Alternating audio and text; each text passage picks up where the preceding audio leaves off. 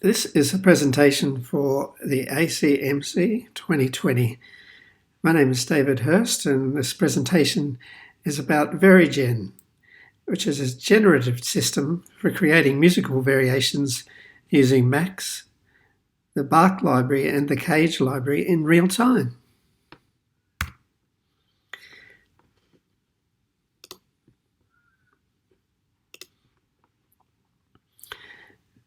This works by,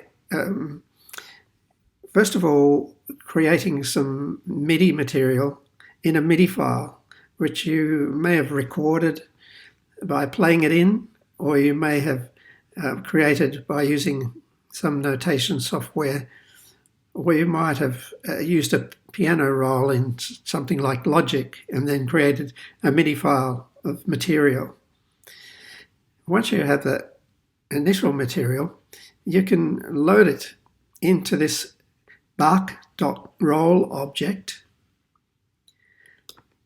here, and then you can record selections from that into a second Bach.roll object, and then you can actually run an analysis of this material using a Markov type of analysis on the note material that's really shown in proportional notation in the Bach.roll object. Once you've got this analysis of your MIDI material, you can then synthesize variations. So this is the synthesis section here. Along the way, though, you can actually control various parameters because the synthesis happens in real time. And so you can change all of these parameters here in this center section, this control section, in real time. You can also play back the material at various stages, either at the start or along the way in the analysis phase or in the synthesis phase. And you can listen to it in real time using a VST plug-in instrument, and then you can vary the output here. Once you have material that you like, you can then export that material to a MIDI file.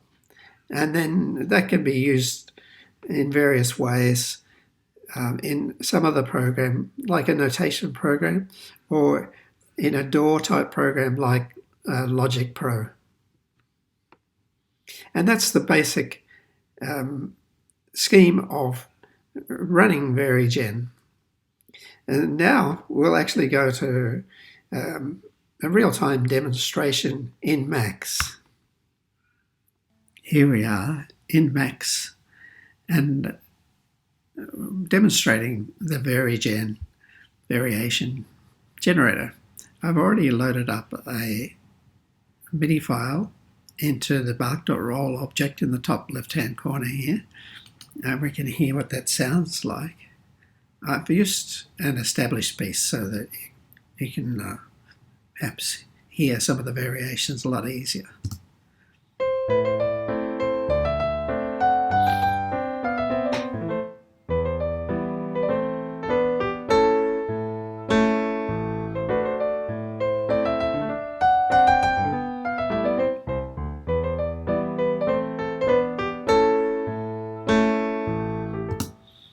Okay, you get the idea.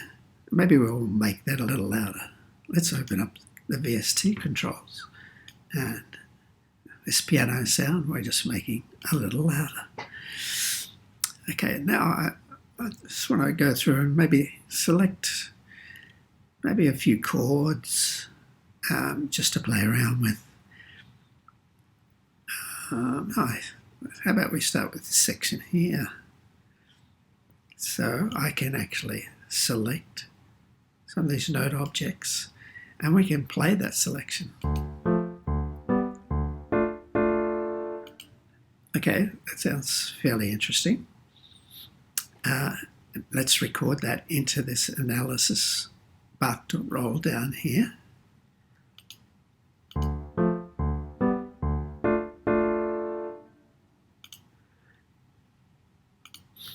Okay, now if I just click in this Bach.roll object and press the spacebar, we can hear what we've just recorded. Now I just have to press dump to run the Markov analysis. And that's done. To hear what we've just created in terms of analysis, but regenerated using our Markov system, I can just turn the note generation facility on and off.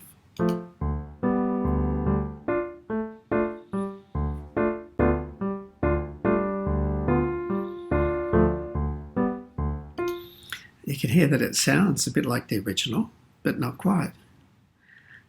Now let's change the Markov order a bit.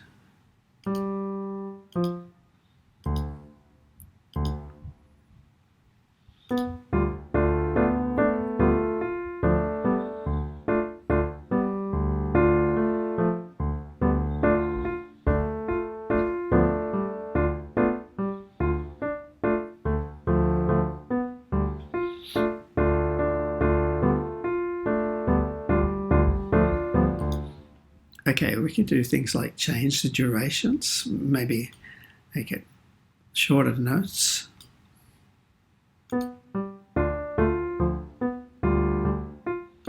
Maybe change the timing between the notes, make them shorter as well.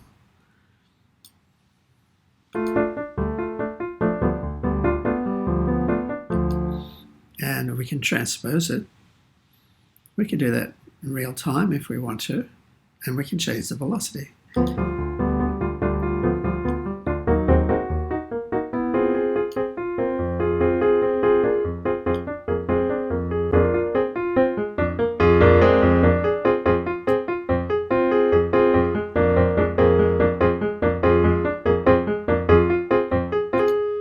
Okay, now if we have something that we like, we can start to record it in this Bach.roll object up here.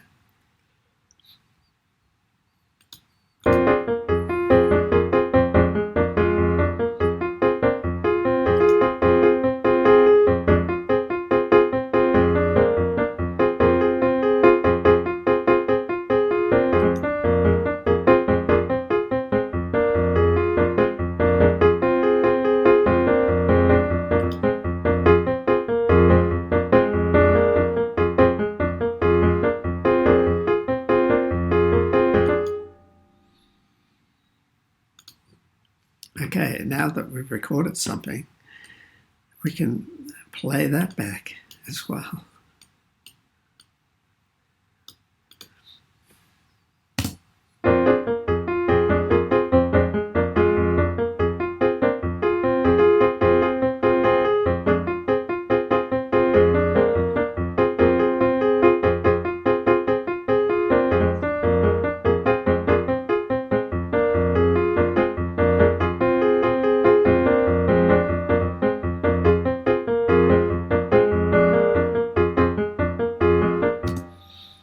Then if we like that, we can then export that to a MIDI file. Maybe we can play around a bit more and export other sections, and then perhaps edit it all together later on. And that's a quick overview of Vari-Gen.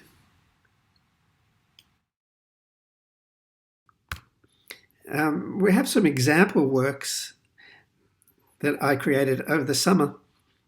There were two musical works that are in two parts, really. And the works are called Pierre and Frank, Part 1. Pierre. It uses a source file that I played on a keyboard and recorded into Logic and then saved as a MIDI file. The variations on the combined voices were created in Vari-Gen rather than as separate parts. And then it uses an electronic instrument for its final realization. This work is dedicated to Pierre Boulez and can be found on SoundCloud. The second part of Pierre and Frank is the Frank part, and it uses the same source MIDI file that I played on the keyboard, but it separates out the bass part and a lead part and adds some drums that were actually recorded at the same time in MIDI. Each of these three parts were treated separately in Vari-Gen to create different variations, and then they were edited together to form a final mix for the piece. And they were given separate timbres, so a bass timbre, a lead part timbre, and of course the drum kit. This work is dedicated to Frank Zappa. Now, Pierre and Frank parts 1 and 2 are being presented at the ACMC2020. Finally, I'd like to say thank you very much for listening and watching, and look forward to seeing you again soon.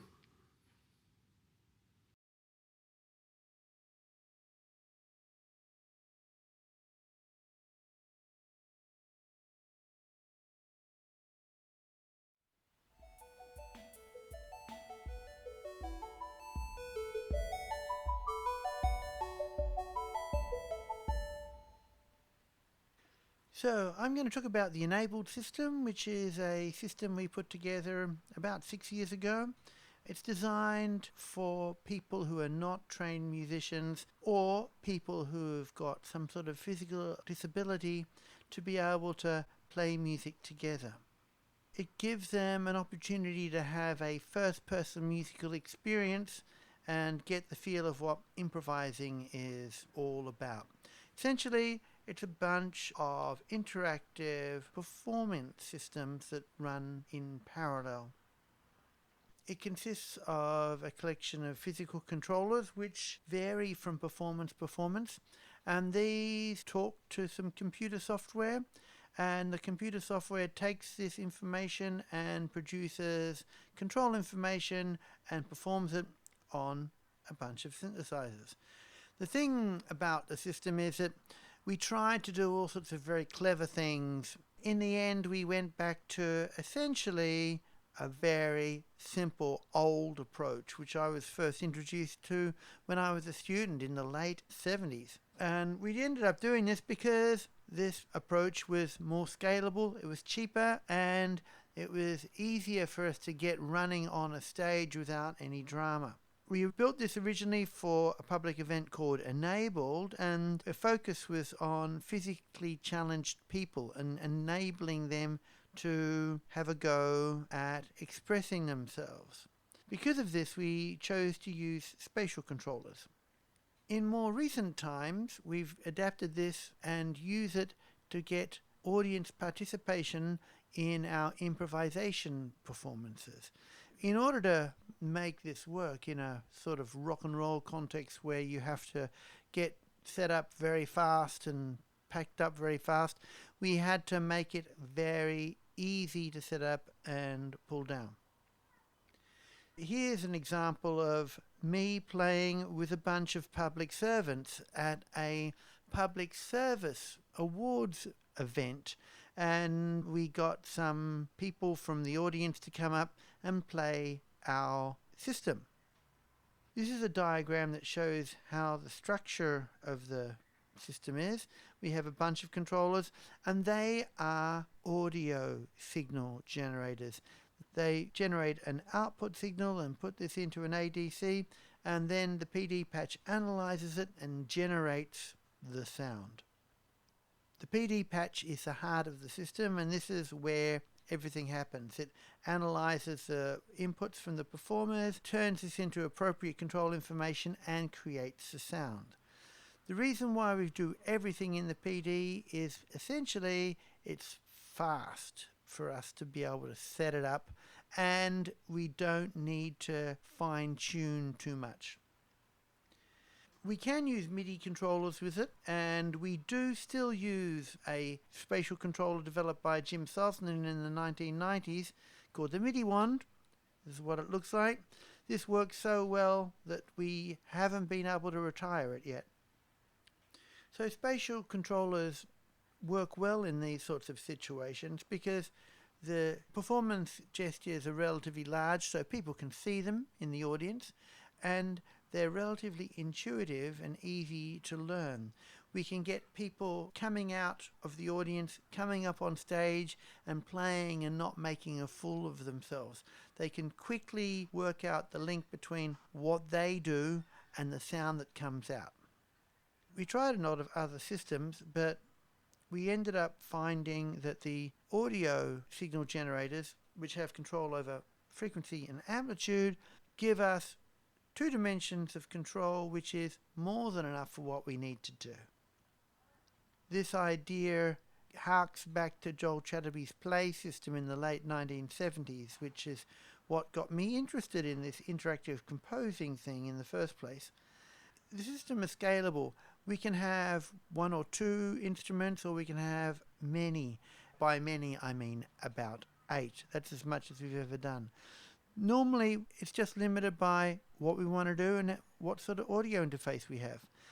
Often we just use a standard audio interface like on the left there. Sometimes we just use the really, really cheap ones like these U-green ones. So any device that can produce a stable pitch that we can control and that where we can control the amplitude, we can use that as a controller. We've done lots of different types of controllers over the years, a lot of homemade things, some Arduino systems, funny musical toys. We've even used electric guitars. But the things we mainly use are an Alesis Air Effects and a Moog Theremin because they're fast, reliable, and don't break. Here's a homebrew device which is kind of like an optical theremin which we've used with the system. So the pure data patch interprets what we're doing. It generates a clock to synchronize everything, and it maps out the sound to the time grid. Here's what it looks like. We can see we've got essentially 3 voices here. We've got the MIDI wand and 2 kind of theremins. I have a couple of mock theremin PD patches in there for testing the system, and they're both playing simple sine wave synthesizers. So if you want to see what's inside some of those patches and rebuild your own version, this is what there's inside. A simple scale mapper, a clock divider, and essentially a controller which is tracking the frequency. So this software results in a system where the performer can easily shape what he or she is doing, and the notes can be restricted to a set of pitches so we don't get nasty clashes, and the system will essentially play in time. The performer does get a good sense that they are directing the performance. The way we do the pitch matching is actually arbitrary, and we have done systems where we use all sorts of strange exotic scales, but generally we tend to use it with pentatonic scales so that the public don't get terribly disheartened. Often we will map the amplitude of the signal to control the duration. In the example before, in the opening, that was done with the drum sounds. Over the years we've changed the sound generators so that now we're using the custom synthesizers in PD. That's basically due to the complexity of setting them up. So we tend to use kind of synthesizer sounds with this because we're playing a lot of acoustic instruments with the group. We want to be able to have the audience easily hear the difference between what we're playing and our audience members are playing. So, in conclusion, the use of a very simple system of just analyzing audio signals to control the system was key for the system being useful beyond its initial reason. The enabled event was one-off, but we've used it in many performances since then, and we've used it with a number of different controllers. So, there it is.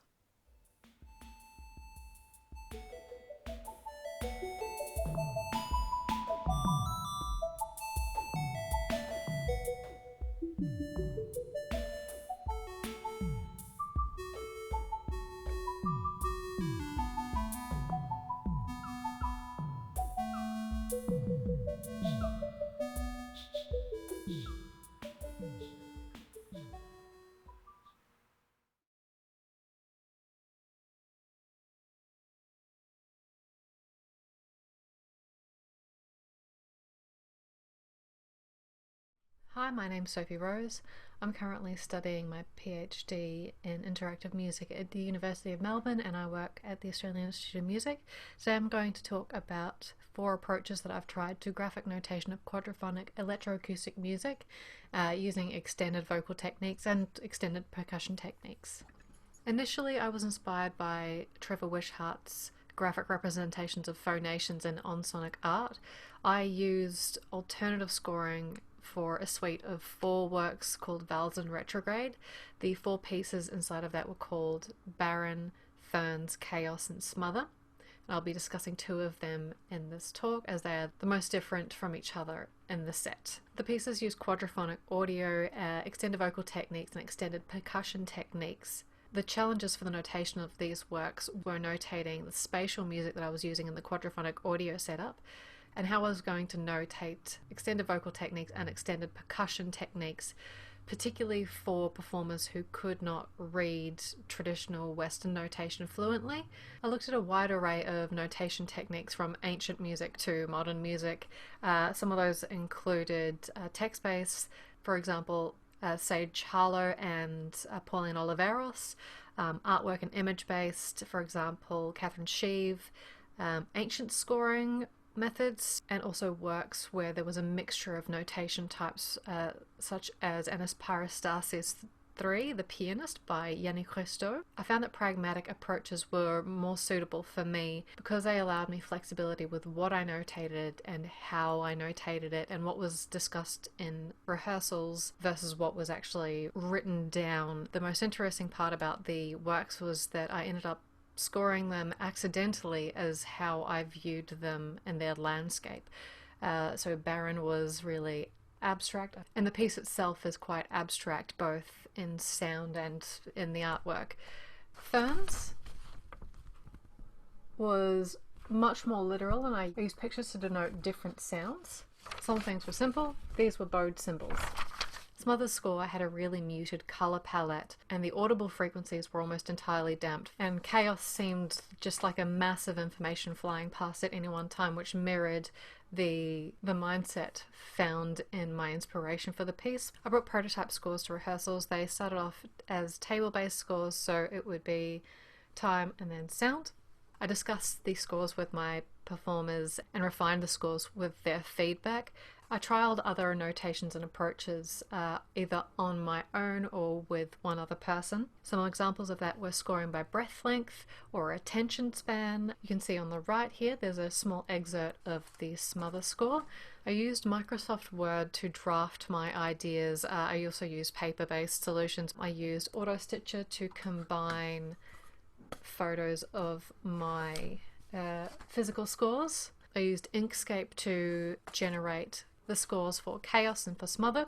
I then used Score Creator, which is an application for your laptop or desktop, to generate score player files, and those score player files were distributed and used on Decibel Score Player. The technical problems that I was solving with these technologies were how to read and reproduce the graphic scores so that they might be read by 5 people comfortably and simultaneously, how to represent extended vocal techniques and throat singing techniques, and also how to organize spatial music so that it could be reproducible and easily read. Chaos was a text-based score, and I used symbols and lines to shape the sounds. Font had different meanings, and I used hyphens and a smattering of symbols like the square that you see and diagonal lines to instruct players. Everything else was written in plain language. Because of the heavy use of plain language, the score was really information dense. It took quite a while to iron out how to make this score read well and not be too distracting. Barren was a 3-dimensional finger painting on Perspex. On the back, for myself, I have the vignette lines, and everything else is in texture, and some of it is quite rough, like this bit. The keys to reading the score were plain language assignments to the different textures, and it was based on textures and also on the black-white continuum. Each player was given a slightly different score, but for example, one player was given the key that said black was either undertones or lower overtones, and white was high overtones. I digitized the score with a Canon EOS 700D with a 50mm prime lens and then compiled those in AutoStitch.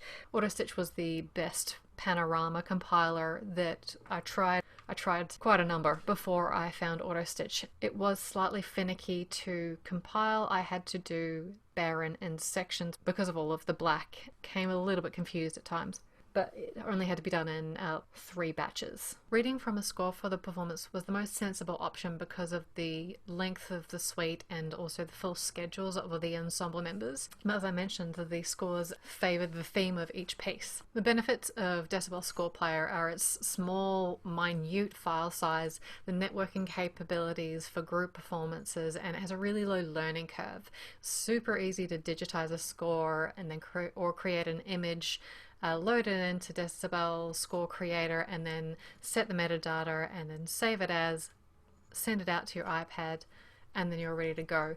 The networking capabilities made rehearsal of all the pieces much more straightforward. It was reasonably quick to scroll around inside of a piece as well and talk about the issues or questions that performers had about reading the score and just to clarify things quickly and easily. It still works on older iPads, which makes it more inclusive budget-wise. The app itself is only $5, and we used iPads sourced from Computer Bank Victoria, which is a not-for-profit computer refurbishing place. Having the ability to use it on Android would be amazing, because then you could probably use it on your phone. The disadvantages were the length of the scores, because they had a maximum duration of about 15 minutes 59 seconds. You can change that inside of the app, but you can't do it from Score Creator, meaning that you have to change it every single time you perform that piece.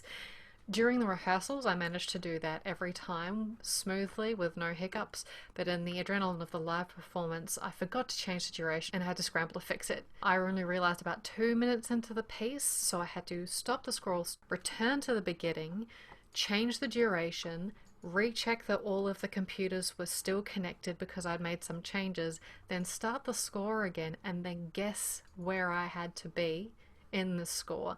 I managed to get it within about 5 seconds, which is a pretty narrow margin of error.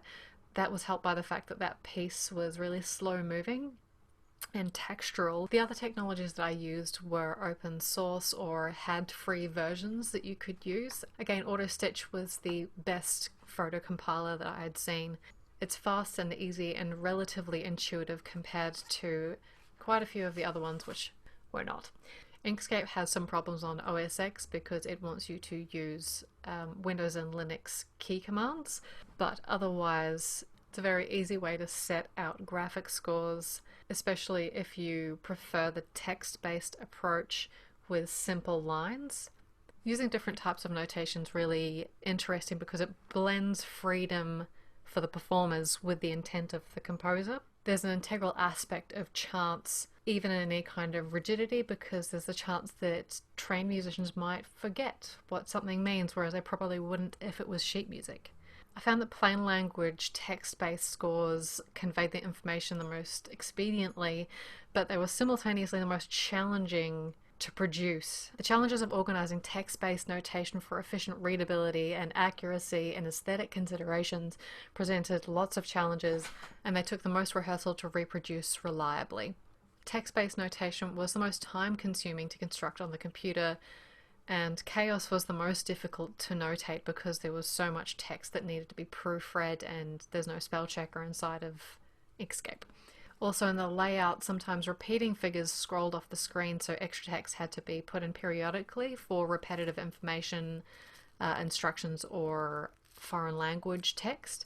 For Baron, I really wish I had removed the table scores much earlier from rehearsals because they did become a little bit of a crutch. Most of the challenges that I faced with the abstract and pictographic notation were the amount of time that my performers had, as well as how many other engagements using graphic notation they had had in that week in some cases. These are merely 4 ways that I've explored notating extended vocal techniques. It's clearly not definitive examples of different styles.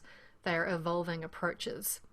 I found that even the metaphorical style pieces were self-similar between performances or rehearsals, but they had a little more variation in the musical outcome than the text-based pieces. I'm continuing to produce works for technologically extended performance, such as my Data Clove project and the Peebo project, I'm presenting with Cloud Unknowing. I hope to further refine my stylistic considerations with graphic notation and further explore other technologically mediated avenues.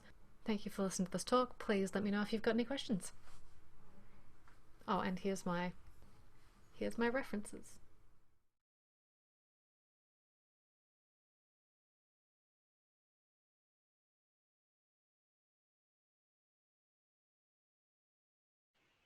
Darshan with a Pelican, Multiplicities 2020. This began on July 18th, 2019. We were driving on the Bellarine Peninsula southwest of Melbourne when on a whim I said, let's go down to Swan Bay. So we did, and in the car park was a pelican. It came right up to me and we had a good eye-to-eye session. In Hinduism, having eye contact with a statue of a god is called Darshan, and the pelican and I seemed to have that kind of relationship. Maybe it wanted food, but it stayed well beyond the time when it was clear that I didn't have any food to give. So we just sat there in silent communion for about 20 minutes. It struck me that there was a complete juxtaposition of non-intersecting consciousnesses there. We were both comfortable in each other's presence, but as for the details of our communication, I would be at a loss to say. So I've frequently written pieces in the past where various layers of sound are juxtaposed, which layers frequently could be viewed as having nothing to do with each other. And I'm happy to let those layers of sound coexist. Maybe like the pelican and I, they eventually begin to make their own kind of sense. So here we have 5 different layers, each of which is made in a different way, and each of which has its own kind of sound motion through space. 5 layers are, here's freehand drawings realized in virtual ANS, textures made with Dalang and Mirak with Tootsie's Sussudio, and here you can see those. Piano textures, thumb jam piano, playing in a parched diamond marimba scale with 2 different ways of controlling it. And then Google Maps cityscapes in virtual ANS, and there's 3 of those of 5, 3, and 8 minutes long. Anybody mentioned the Fibonacci series?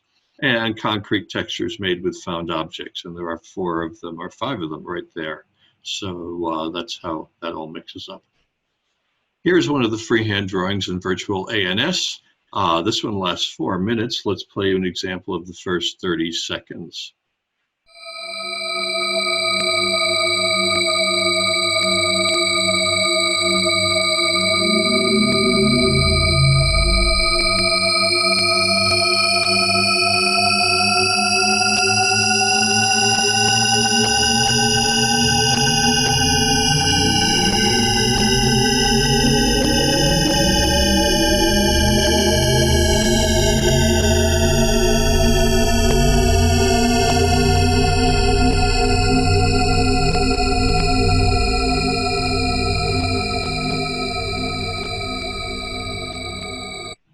And here are the other ones. Here's number 2, which as you can see has a lot more textural variation in it.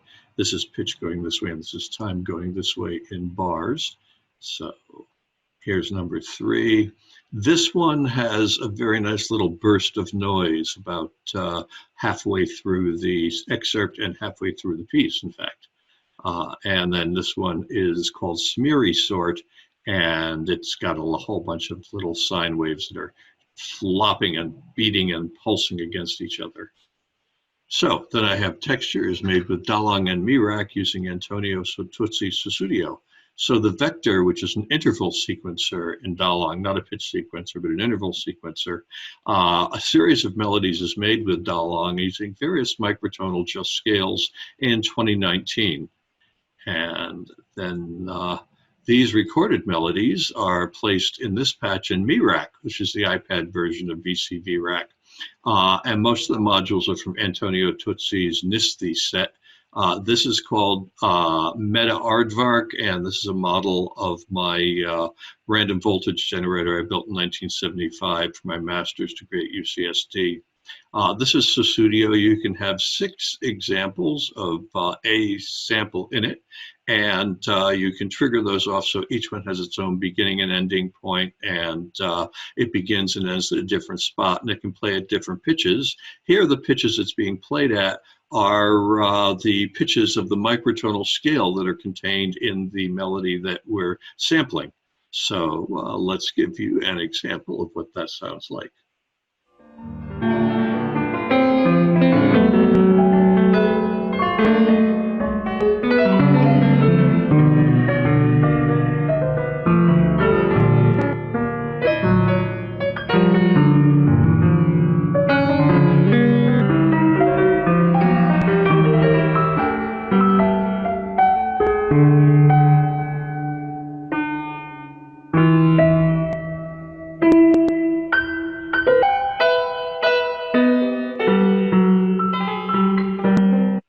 Okay, and layer 3 are piano textures, 2 different kinds of piano textures in Harry Partridge's 29-note diamond marimba scale. This is thumb jam, and it's a piano timbre, as you can see, grand piano, and then the red bars are the octave fundamentals. Fundamental here is G, 392, and then there are 29 just intonation pitches between that and that.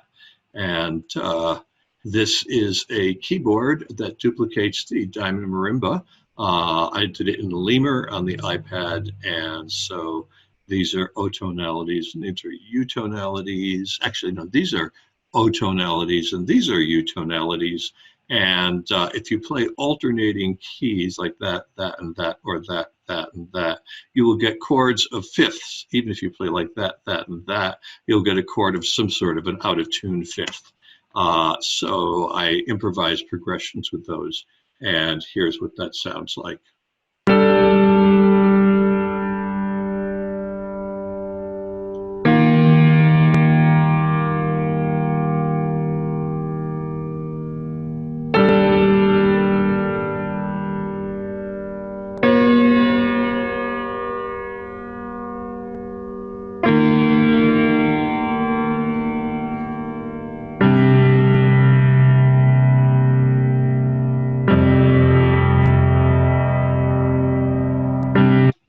Okay, and layer 4, the Markov is continuing layer 3. The Markov chain sequencer in Dalang is used to control thumb jam to make a melody of mostly narrow intervals in the part scale, no more than 11 scale steps in a 29-note scale. Octave crossing up here is selected to allow it to wander around the different octaves.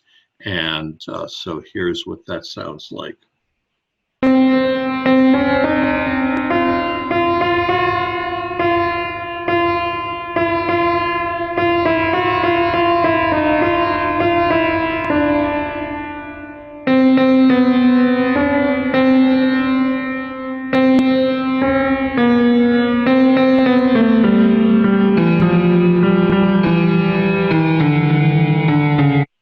Okay, and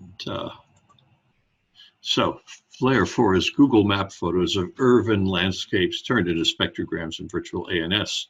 A street view is captured. This one is 59th and 3rd in Manhattan, former site of the Papaya King juice bar. It's treated in virtual ANS with edge detect, posterize, and contrast, among others, to make a photo like the one at the right. This one produces mostly chord-like texture because of the slow scanning of the long straight lines, as you can see here in this modernist glass box. The texture is 8 minutes long and provides a background for the last third of the piece. And this is the opening texture of the piece, 5 minutes long. It uses this photo of early 20th century Art Deco apartment blocks in Cohoes, New York, which is my dad's hometown. The railings on the porch is about 1/3 of the way along. Here they are. Produce a series of upward glissandi. And then finally we have here sonification of a historical photo in Johnstown, Pennsylvania in winter, one of the towns my mother lived in. And it provides a structural basis for the middle of the piece. The thicker texture here provides a noisier texture and one that changes faster. And here's what that sounds like.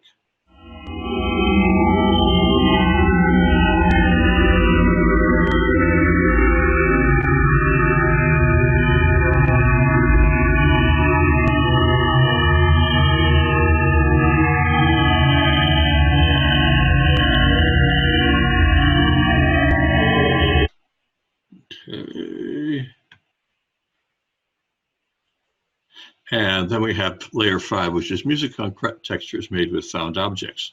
So this rusty spring on our back door provides a basic sound for one of the textures. It's time stretched and 4 copies are transposed on the pitches of the ancient Greek and harmonic mode and mixed to make a lively screechscape.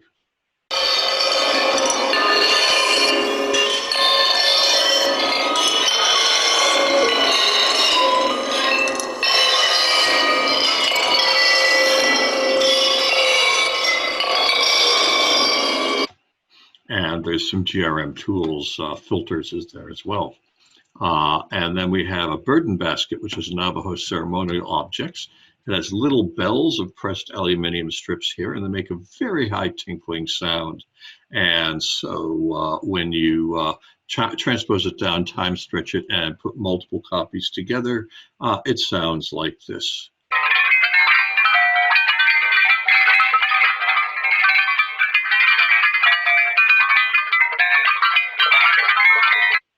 And then we also have a malfunctioning yogurt fridge at Coles Box Hill with an incredible bass, some corn popping in a metal pan, and ice cubes being stirred while making iced tea. And the last 2 simply needed time stretching and audacity to bring out their areas of sonic interest. So I've got 5 layers, each about 20 minutes long. I put them through the GRM Spaces 3D module. And here's the controls, and I freely improvise with those. And then the 5, so each one of these forms a spatial layer, a stereo recording that'll be a spatial layer. And I then mix an audacity to form the final version of the piece. And here's what that sounds like.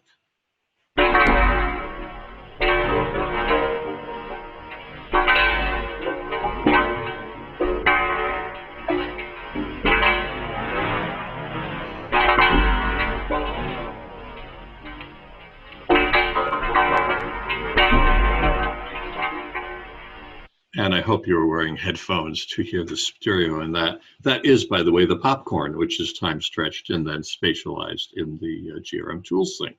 So each layer of the piece has several different realizations of the central process for that layer, a process that usually combines both algorithmic and improvisational elements to make an individual texture that has a high level of textural or harmonic interest.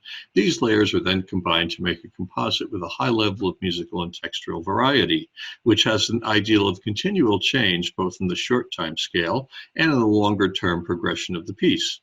The 5 layers don't occur all at once. There are lots of silences with the individual tracks, but the sound is continuous from beginning to end.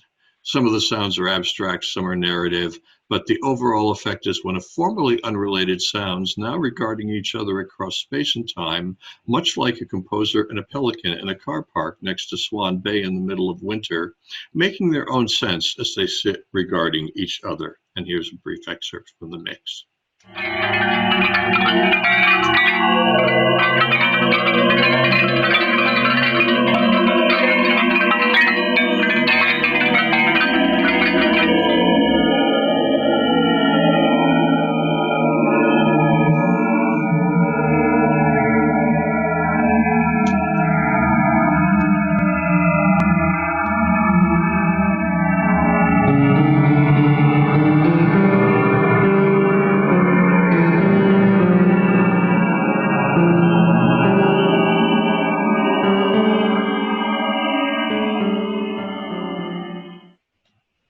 Thank you.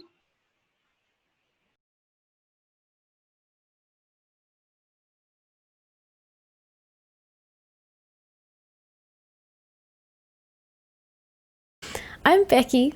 I'm an audio engineer. I manage sound for Girls Rock Camp in Canberra, and I'm also an electronic musician under the artist name of Afa. Today I'm going to talk to you about physical movement in the context of computer-based live performance. So who is this presentation for? Well, I was thinking it would be for people who want to translate music they've already made on the computer into a live show, as well as people who are kind of like just getting into making electronic music and want to eventually put that into a live show context and are kind of wanting tips on how to do that. And people who already have a live show for their computer-based compositions, but maybe feel like the energy isn't quite there yet and they want to kind of ramp it up in some way. So I have a live show now that I feel pretty proud of, but it's come from a lot of like honing and a lot of years of experience. And hopefully that experience can be something that helps you to craft your own show a lot quicker. This is what my show looks like at the moment.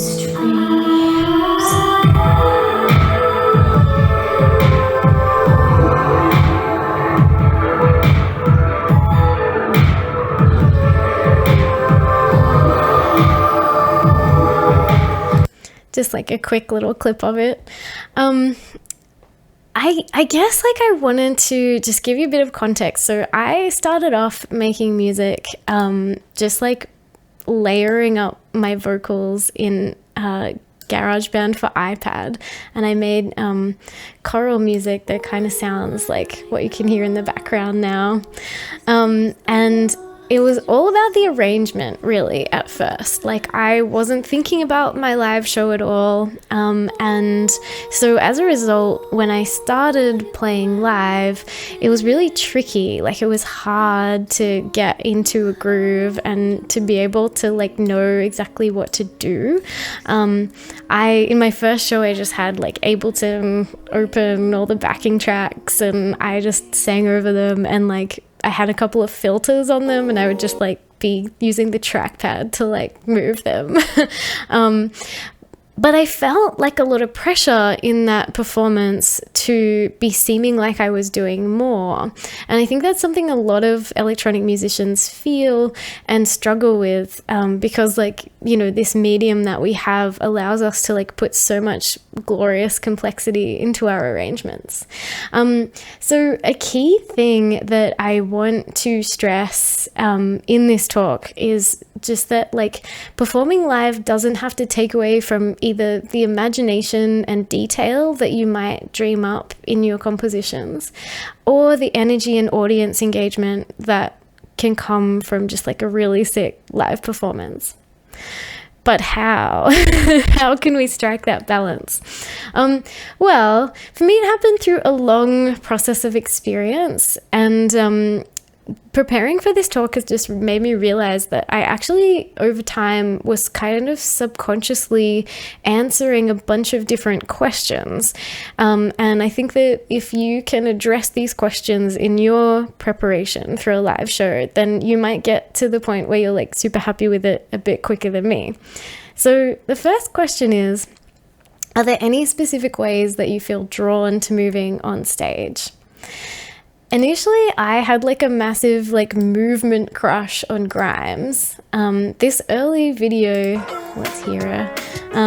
This early video, like she's obviously in a really kind of like chilled out setting, kneeling on the floor, surrounded by kind of like gear that's like okay, but I'm pretty sure that's a Boss mixer. No judge. And she's like, you know, just kind of doing her lo-fi thing. But there's so much energy and power in it. And like when she sings, she has so much expression. It's just like a real vibe. And I felt, I guess, inspired by that because, partly because I was making my own beats, and I wanted people to know that it was me making them. And I guess I sort of like romanticized, I literally have written in my notes here, the idea of just leaning over and pressing buttons had the same romanticism to me as I guess shredding on guitar with your hair flying out had for like a lot of guitar players.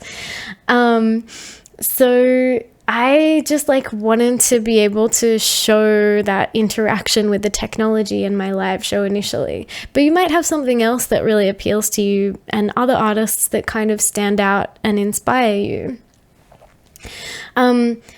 I did start off with like singing as my focus though. And when I'd been in bands before, like making my own solo music, I really enjoyed sort of dancing around on stage. And so I wanted to like have this like balance between physical energy and like a bit of gear nerd stuff too. And here's an example of a little bit of that from me. This is like a bit hard for me to watch, actually.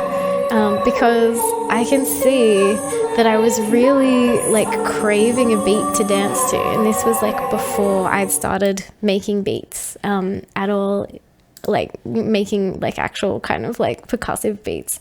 And so this kind of leads me, I guess, to my next question, which is the style of movement that you want to be using in your shows already associated with the type of music that you make? And does fitting into an existing movement tradition matter to you? For me, like craving moving to a beat in a live setting was like a symptom of craving a beat in my music, and it led to a new stage of production. After the performance that you just saw, I started working on another album that was more percussive, and it satisfied some of those cravings. But something I've noticed from watching like a lot of different shows in different styles is that there's often like an accepted or default way of moving for certain genres. For example, like because like my music's kind of poppy, I would get a lot of like critique about being tied to my gear, because like people kind of expect you to be out there dancing when you're like making pop music. And similarly, on the flip side of that, I've like heard producers who aren't making poppy stuff get critiqued for like not doing enough to control their beats live. So there's like maybe a certain amount of interaction that's expected with like hardware and MIDI controllers.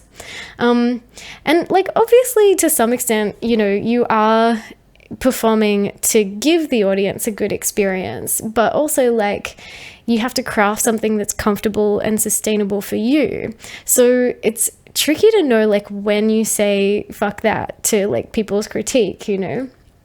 I found that like when the energy that you are able to express on stage confidently matches with the energy of the music you're playing, you're only gonna get critique from the audience if you're really just like playing to an audience who is into a different style of music to what you actually do.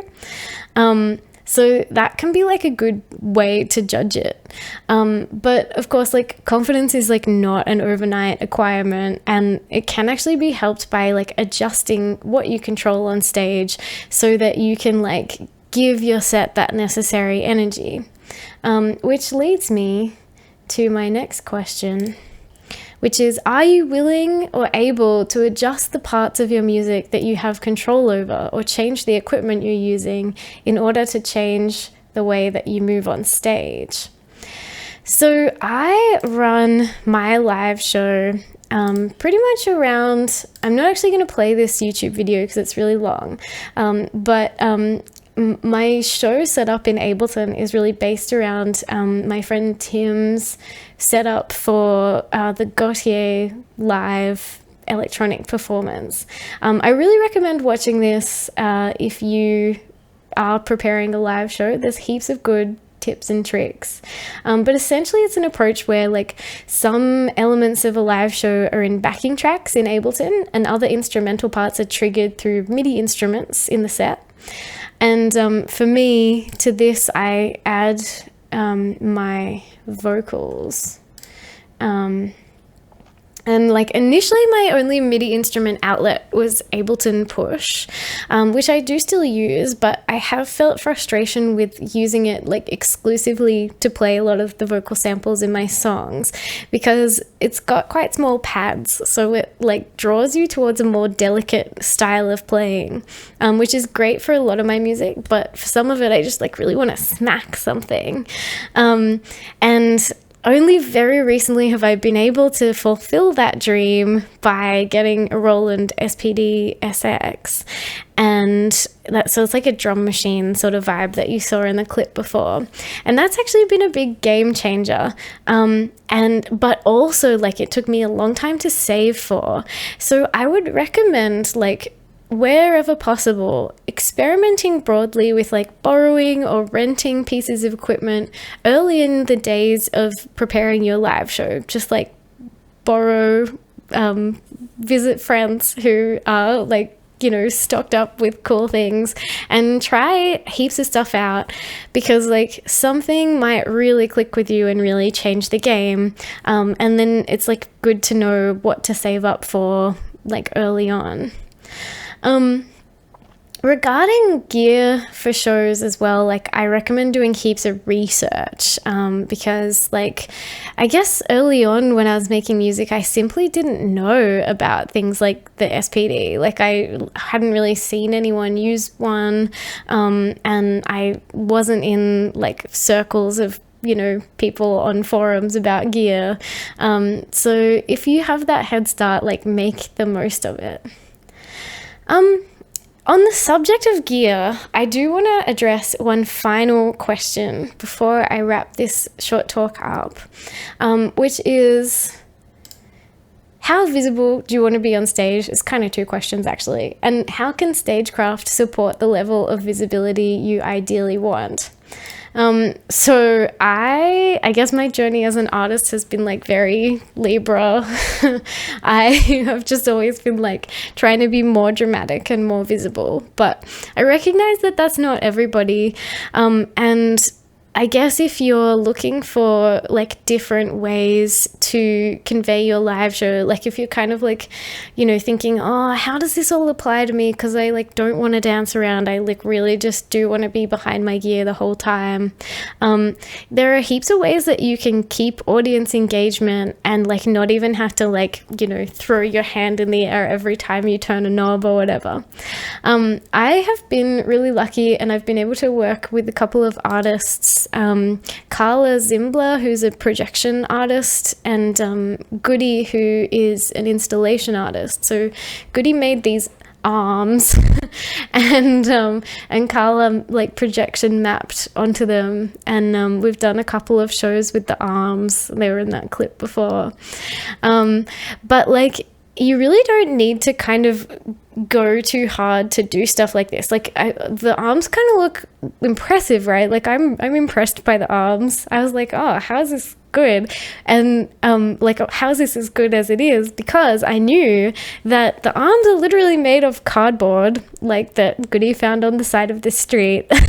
And with projection, like if you are like on a budget and you're trying to like your set with like something cool, like live visuals, often you can kind of like download royalty-free loops and find venues like this venue that these performances were at is like a free venue. It's quite small, and they just have a projector there, and you can just sort of plug in and like do DIY visuals.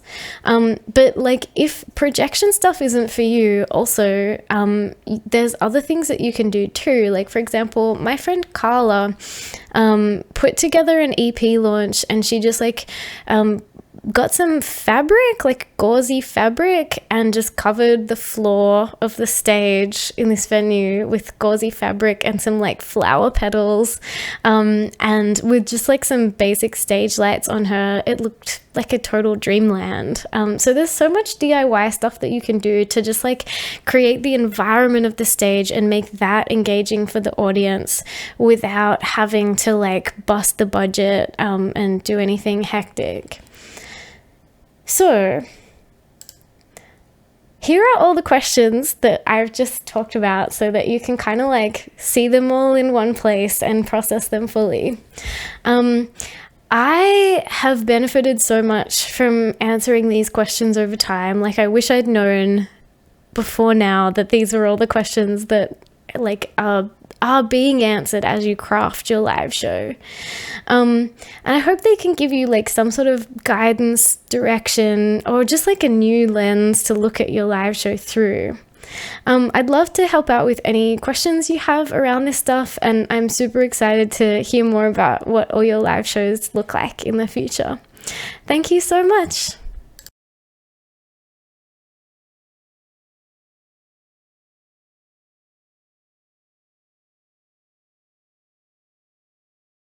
G'day, my name's Reuben Ingall, and welcome to my presentation about no input mixing for the Australasian Computer Music Conference 2020. Even though the conference is online this year, it's hosted in Canberra, and that's where I am. I want to acknowledge the Ngunnawal and Ngambri owners of this land and pay my respects to their elders, and to acknowledge other Aboriginal and Torres Strait Islander people attending the conference. I'm going to dive right in. Audio feedback is a type of positive loop gain which occurs when a sound loop exists between an audio input and an audio output. A common way to do this is to hold a microphone up to a speaker, and the resulting sound is determined by the resonant frequencies of each stage: the microphone, the amplifier, the loudspeaker, the acoustics of the room, so on. Guitar amplifier feedback has become part of the language of rock music, used in a lot of noise and art music.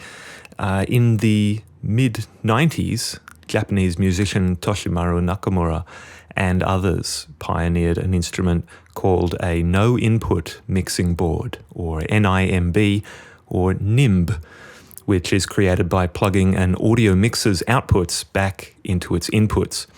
In this setup, the resulting sound is determined by the resonant frequencies emergent from the mixer's circuitry.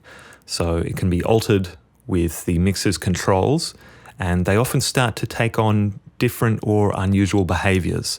From Nakamura's website, the unpredictability of the instrument requires an attitude of obedience and resignation to the system and the sounds it produces, bringing a high level of indeterminacy and surprise to the music. And I totally agree. Here's what my mixer looks like. The volume knob, for example, turned up from nothing, will seem to do nothing until it reaches a threshold where it's amplifying the line noise, the self noise of the mixer enough to create a feedback tone. Then, as you increase the volume on that knob, it actually alters the frequency of the tone, descending in this case. And you see the level meter is straight into the red zone. The tones often have a kind of distorted sine wave, or like a triangle, square sound to them. I think because the limits of the hardware essentially function as a kind of dirty limiter. My first instinct from this point was to try layering, sound on sound, more elements, more tones, but it's not quite that simple. Adding another loop won't necessarily add another tone, because they may just sum together. Say you added another cable like so, you'd still only get one tone, only now its frequency and character are being controlled by two sets of channel controls.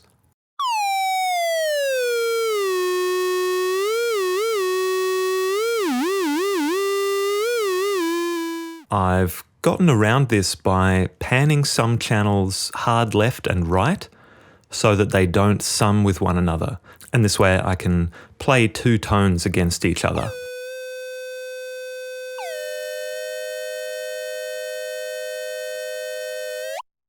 I also added an overdrive pedal and a loop pedal, and settled on a particular patching arrangement, and then tried to just learn that version as an instrument and acquire some proficiency, which I'm happy to report I think is possible.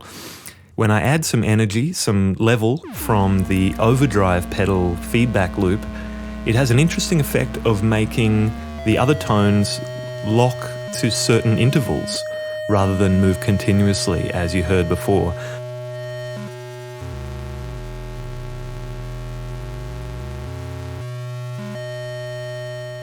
I think this is due to the circuitry of this particular pedal. I also tried a jackhammer distortion, which behaved differently. And by recording into a loop pedal and then feeding that back in, it sums with the feedback tones in an interesting way. You don't really hear discrete layers of sound. You hear this interaction, and any adjustments to any of the channels affects the other things that it's combining with. One of my favorite things about this is how you can always hear the rhythm of that loop, but the timbre and pitch are kind of up for manipulation using the other feedback loop channels.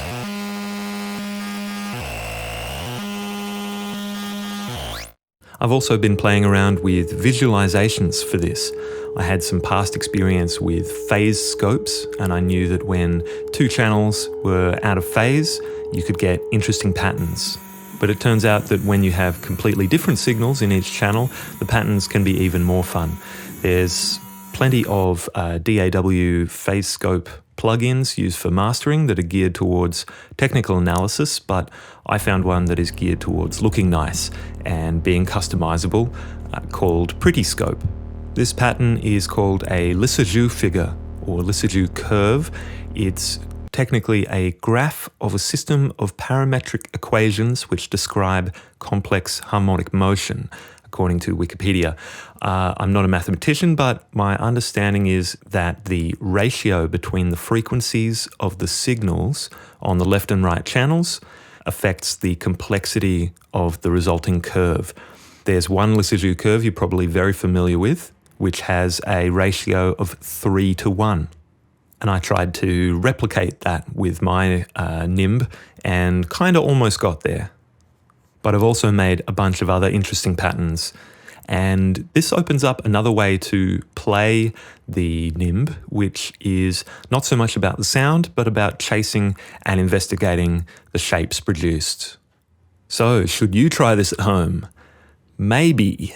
But I do have two warnings. The first is put another mixer or some kind of volume control in between your NIMB and your speakers, and start with that volume control turned all the way down, because the output from the NIMB can be very loud, so please don't deafen yourself or blow up your speakers. The second thing is there's a risk that your mixer might not react very well to this. It might not like it, it might not turn on ever again. This might happen without much fuss, or it might be much more dramatic. Certainly my gigging rig can resemble an electrical fire hazard at times, so I'd say use a mixer that you can afford to throw away, something already partially broken or something second-hand. I guess I can recommend the Behringer Eurorack MX602A that I've been using. It's put up with over a year of about weekly usage for NIMB purposes, but your mileage may vary. Thanks for watching. I'll now just give you a bit more of a live demonstration, including the addition of a kick drum on a cassette to bring a bit of noisy raviness.